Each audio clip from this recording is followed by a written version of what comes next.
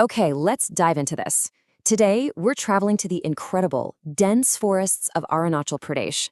We're going to explore a really captivating piece of folklore from the Tani tribes. You know, the kind of story that's been whispered around fires and passed down for literally generations. It's an absolutely fascinating look at how ancient cultures interact with the untamed wilderness around them. So, what actually happens when you wander the dense forests of Arunachal Pradesh alone after sunset? It's kind of a spine-tingling thought, right? Picture it. The sun dips below this thick canopy of trees. The shadows lengthen rapidly, and all those familiar daylight sounds fade into the eerie, unpredictable rustle of the night. But for the local communities who've called these ancient forests home for centuries, well, this isn't just some spooky hypothetical meant to give you goosebumps. It's a very real boundary, built on ancient, hard-earned wisdom. The wilderness is vast, it's stunningly beautiful, but man, it is deeply unforgiving if you don't play by its rules. This brings us right into Section 1, the spirit of the forest. Let's meet Yapam. You see, long ago, and honestly, even today in traditional belief systems, these dense woods are understood to be inhabited by unseen supernatural entities. You aren't just sharing the woods with the local wildlife, you're sharing it with spirits. The forest is theirs just as much as it is the physical creatures. And among these entities, there's one spirit in particular that commands absolute respect and, frankly, fear from the villagers. We define this powerful entity as Yapam. Now, depending on the tribal dialect, you might hear it called Yapam, Yapung, or Apam. But across various Tani communities, including the Nishi, Adi, Galo, Apatani, and Tagan tribes, this forest spirit is deeply recognized. Yapam is known to mislead, abduct, or even possess people who wander alone in the deep forests.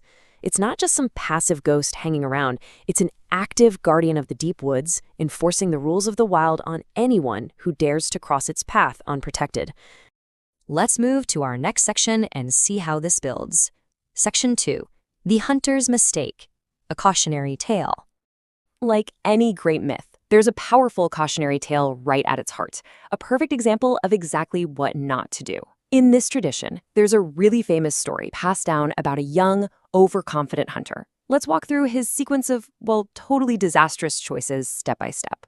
First up, he completely ignored his elders' warnings. He felt invincible, basically deciding that the golden rule of avoiding the forest after sunset just didn't apply to him. Second, he wandered deep into the jungle entirely alone, completely cutting himself off from the safety of his community. Then, as evening approached, the third step really sealed his fate. He heard strange voices calling his name. I mean, think about how disorienting that must be. Believing it was his friends out looking for him, he followed those voices deeper and deeper off the known path. And finally, step 4, he became completely lost in the shadows. The familiar sounds of the forest just vanished. It went dead silent. And it was at this precise moment, according to the elders, that a mysterious figure materialized right out of the shadows. The hunter was instantly struck with confusion. His senses were scrambled, and he was completely unable to find his way home. Yapam had cast its spell, trapping him in the wild. Which leads into Section 3, the rescue mission, shamanic intervention. So days go by, and the young hunter doesn't return. The villagers, knowing full well the dangers of Yapam, mount a massive search effort, and this creates a really striking duality in the story. On one side, in the physical world, the reality on the ground is totally frantic. Villagers are desperately searching. A village priest, a shaman, steps in to perform these intense ancient rituals. They're actively calling upon ancestral spirits, using community action and spiritual energy to break through the forest's hold.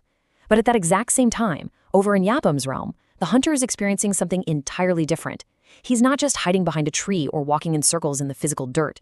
To him, he is wandering through a strange, ethereal world. It's like time has completely stopped. He isn't surrounded by his searching friends. He's surrounded by unseen beings constantly whispering all around him. It's a profound supernatural disconnection from reality, a psychological and spiritual labyrinth that he literally couldn't escape on his own. Now for Section 4, Meaning of the Myth, Lessons from the Legend. Thankfully for our hunter, the shamanic intervention actually worked. The ancestral spirits successfully pierced the veil, and the villagers finally found the hunter. Though he was incredibly weak and completely disoriented from his time trapped in that timeless realm. After he returned home and fully recovered, he made a solemn vow. He never entered the forest alone again. So the crucial point is found right here in the core pillars of the legend.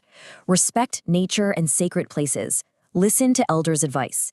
do not wander alone in unfamiliar forests, and maintain harmony between humans and the spirit world. When you really step back and analyze this, it's absolutely brilliant. This isn't just about being afraid of a monster hiding in the dark. The fear of Yapam is actually a highly sophisticated, beautiful mechanism for survival and ecological preservation. By personifying the very real physical dangers of the dense forest into a formidable guardian spirit, these tribes are effectively teaching their people to respect the boundaries of nature. It keeps people from getting lost in unforgiving terrain, and it ensures a delicate balance between human expansion and the untamed wild. The spirit world is essentially acting as a proxy for the ecosystem itself. And that is exactly why this is such an enduring legacy. The legend of Yapam isn't just stuck in the past, it's passed down continuously through storytelling, from one generation to the next. It is far more than just a spooky campfire tale to keep kids in bed. It's a vital, living oral tradition. By keeping the story of Yapam alive, the Tani tribes are continuing to protect their people from the real physical dangers of the wilderness, while simultaneously protecting the pristine forests of Arunachal Pradesh from human overreach and disrespect. It's a win-win for both the people and the land. Which leaves us with a final thought to ponder together. How do you show respect to the untamed wilderness in your own life? I mean, we might not all live right next to the dense, spirit-filled jungles of Arunachal Pradesh, but every single one of us interacts with the natural world in some way. Do we tread carefully? Do we listen to the wisdom of those who came before us, who understood the land better than we do? I really hope this explainer has sparked your curiosity and given you a profound new appreciation for how ancient stories and folklore actually continue to protect our modern world. Thanks so much for exploring this with me today.